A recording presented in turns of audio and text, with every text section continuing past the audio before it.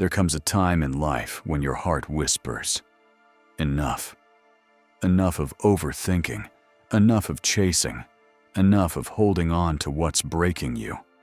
That moment, that quiet surrender, is when you begin to understand the truth. Peace doesn't come from controlling everything. It comes from letting go and trusting God with what you cannot change. This video is not just another motivational message. It's a divine reminder, a spiritual awakening for your soul. Because many of us are walking through life, carrying burdens that were never meant for us. We cling to people God has already released. We replay moments He's already forgiven. And we fight battles that were never ours to fight. But when you finally say, "Lord, I give it to you," something shifts in the atmosphere. The weight you've been carrying begins to lift. Your heart begins to breathe again. And that inner storm that once felt endless begins to calm. So, in this video, we're going to talk about peace, not the kind the world gives, but the kind God plants deep inside your spirit. A peace that passes understanding, a peace that doesn't depend on circumstances, a peace that blooms in the middle of chaos. If this message reaches your heart today, don't forget to subscribe, like, and share this channel, because this isn't just content, it's a message sent to your soul at the right time.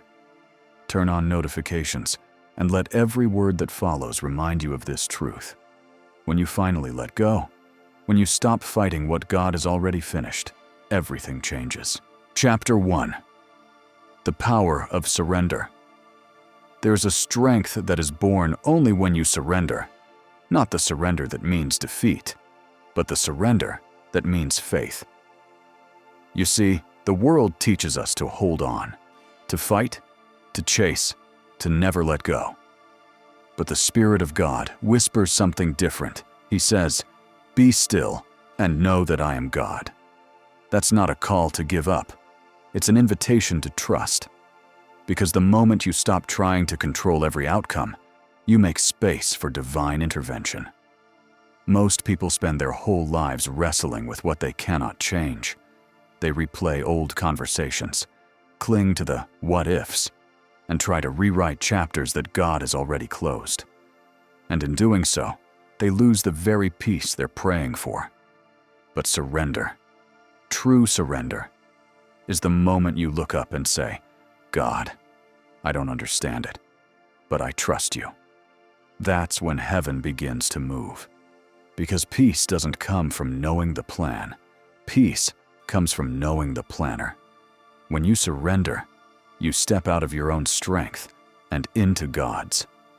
And suddenly, the things that used to shake you, the things that used to keep you awake at night, no longer have the same power over you.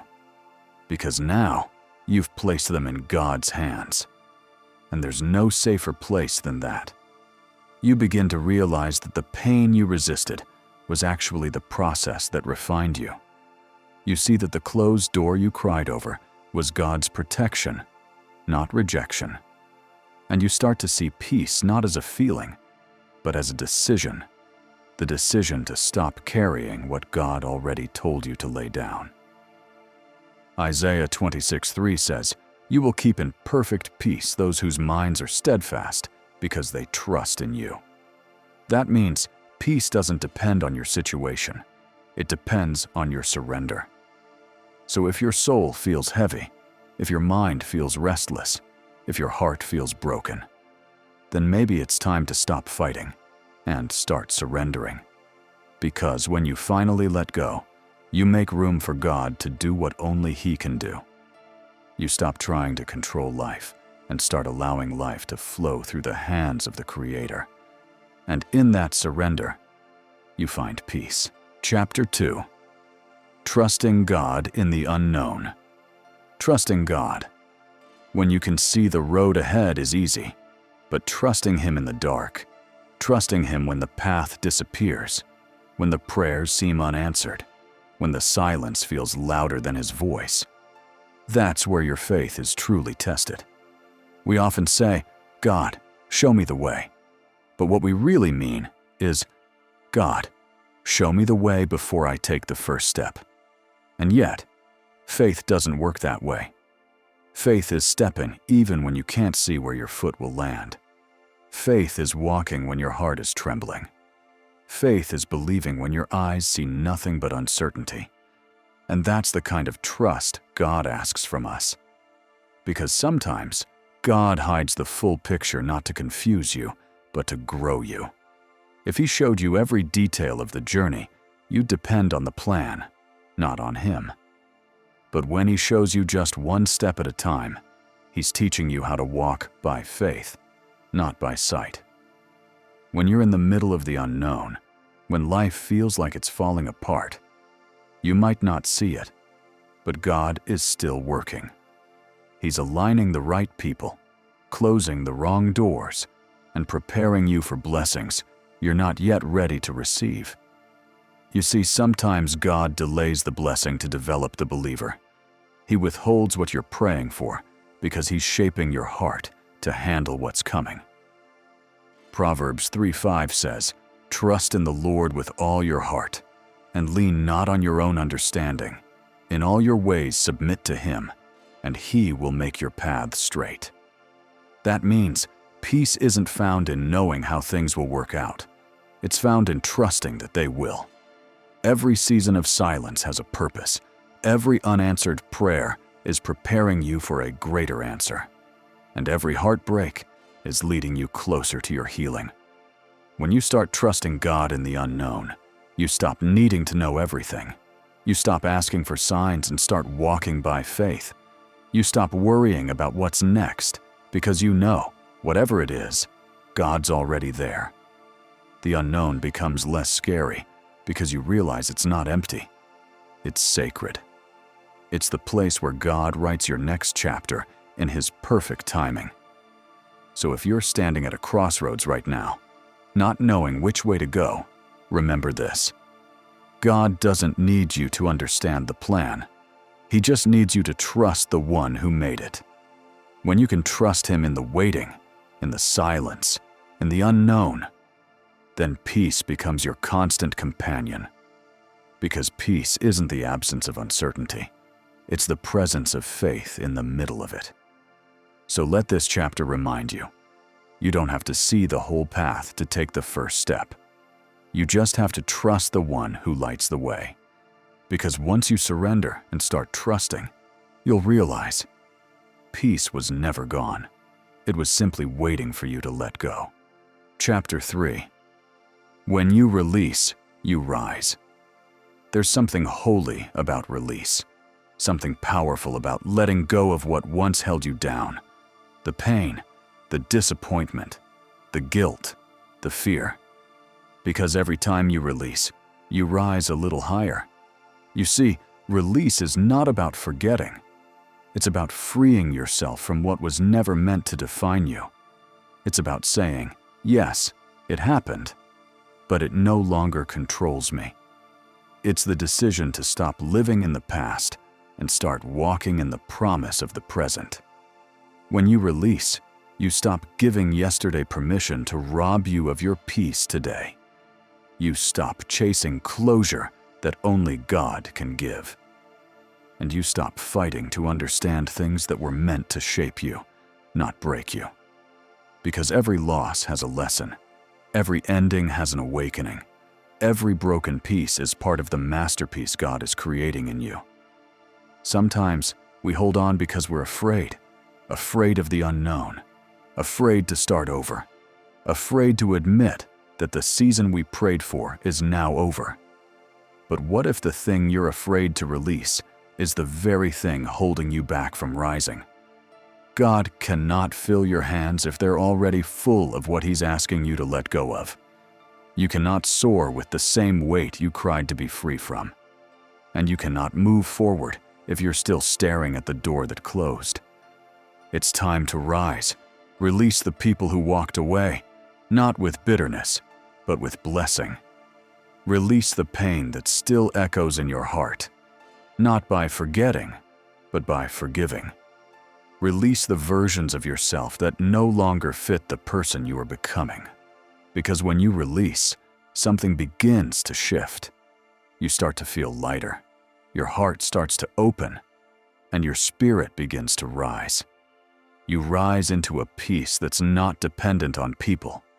You rise into a strength that doesn't come from this world. You rise into the version of you that God always saw, even when you were still buried under your pain. Isaiah 40:31 says, "But those who wait on the Lord shall renew their strength. They shall mount up with wings like eagles. They shall run and not be weary. They shall walk and not faint." That's what happens when you release. You rise. Like the eagle, you soar above the storms that once terrified you.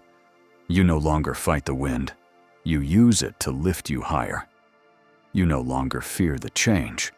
You become the change. Because every release is a resurrection. Every time you let go of what's not meant for you, God breathes new life into what is. He gives you new dreams, new strength, new direction. And one day, you'll look back and realize everything you lost was never truly loss. It was a divine exchange. God took what was heavy and gave you wings. He took your pain and gave you purpose. He took your tears and turned them into testimony. So don't be afraid to let go. Don't be afraid to rise, because every time you release, you rise closer to who you were created to be. You rise stronger, you rise wiser, you rise freer, and you rise in peace. So today, close your eyes, take a deep breath, and whisper these words. Lord, I release what no longer serves my soul. Lift me, heal me, raise me into the peace you've prepared for me. Because the moment you release, you rise. Chapter 4. The stillness that follows. There is a sacred silence that comes after you let go. It's not empty. It's not lonely. It's holy. It's that stillness that follows every storm. When the winds finally calm, the waves rest, and for the first time in a long time, you can hear your own heart again. That stillness, that peace, is God's whisper. It's His way of saying, "You see, I was with you all along." You start to notice the little things again. The beauty in the morning light, the warmth in a stranger's smile, the softness in your own breath. And you realize that life didn't get easier. You just got lighter. Because peace doesn't mean your problems disappeared. It means your spirit finally stopped fighting battles that weren't yours to fight. The stillness that follows letting go is the reward of trust. It's the moment when your heart finally aligns with heaven's rhythm. You stop asking why, and you start saying, "Thank you. Thank you for the lessons. Thank you for the strength that pain gave me. Thank you for closing the doors that weren't meant for me. Thank you for the peace that silence brings." In the stillness, you realize something sacred, that peace isn't found in noise, it's found in presence. The presence of God, the presence of gratitude, the presence of being right here, right now, with nothing missing, nothing broken, just peace. Psalm 46:10 says, "Be still and know that I am God." It doesn't say struggle and no, or worry and no. It says, be still. Because in stillness, faith grows. In stillness, God speaks. And in stillness, your soul finally rests. The world will try to pull you back into noise, back into chaos, competition, comparison. But when you've tasted the stillness of peace, you no longer crave the noise of distraction. You begin to protect your peace like it's the most valuable treasure you own, because it is. And it's in that stillness that you start to see the new version of yourself emerging. Calmer, wiser, stronger, unbothered by things that once shook your spirit. Not because you stopped caring, but because you've learned that nothing is worth losing your peace over. This stillness, it's the sound of alignment. the sound of your heart beating in harmony with God's will, the sound of divine order returning to your life. You feel safe again, not because life is perfect, but because you finally know who holds it all together. And that's when everything changes. The stillness becomes your sanctuary. Your quiet time becomes your power. You no longer chase peace. You carry it. Because peace isn't a place you go. It's a presence you live in. It's walking through life, knowing that no matter what happens, God's got you. And nothing, no person, no circumstance, no setback can take that peace away from you. So today, find your stillness. Turn down the noise of the world and tune in to the whisper of God. Because peace was never missing.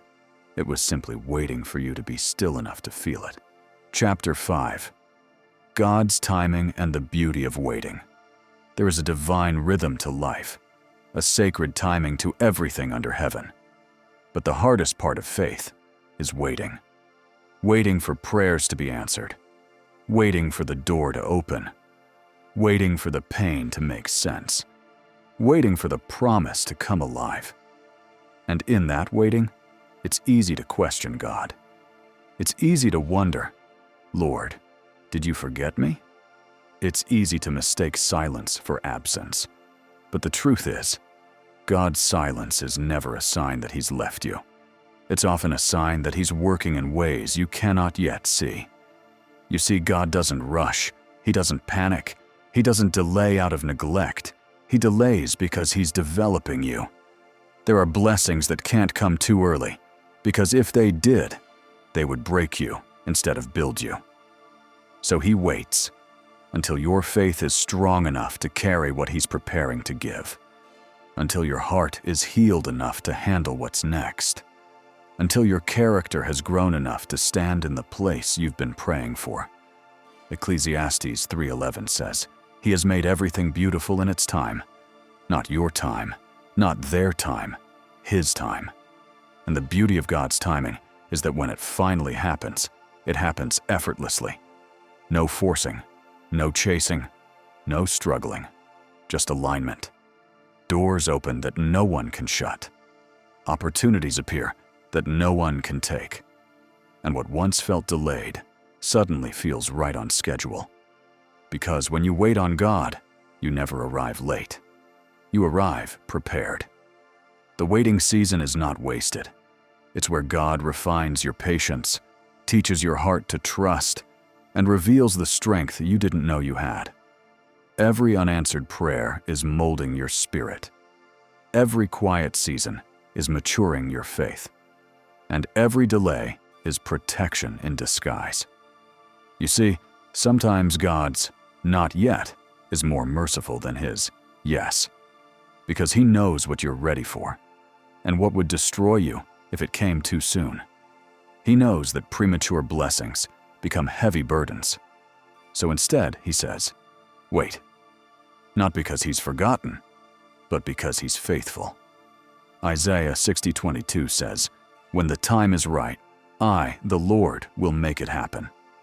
Those words carry a promise, a divine assurance that what's meant for you cannot miss you. It doesn't matter how long it takes, who walks away, or what changes around you. When God says it's time, everything will align. So don't grow weary in the waiting. The waiting is where peace and patience hold hands. It's where you stop asking, "When, God?" and start saying, "Whenever you're ready, Lord, I'm ready too." Because faith isn't proven in the miracle. It's proven in the waiting for one. The waiting season is not punishment. It's preparation. It's God taking His time because what He's building through you is meant to last. And the longer the wait, the greater the blessing. So trust Him, even when it feels slow, even when nothing seems to move, even when everyone else seems to be ahead of you. Because you're not behind, you're being aligned. And one day, when it all unfolds, you'll realize why the waiting had to happen. You'll thank Him for every delay, every detour, every unanswered prayer. because they led you to something greater than you ever imagined. So rest in this truth. God's timing is never late. It's never wrong. It's never wasted. It's perfect. And the moment you stop fighting His pace, you'll find peace in His process. Because in God's time, everything that was once confusing will make sense, and everything that was once heavy will feel light. And that's the beauty of waiting. It teaches you not just to believe in God's promises, but to trust His timing.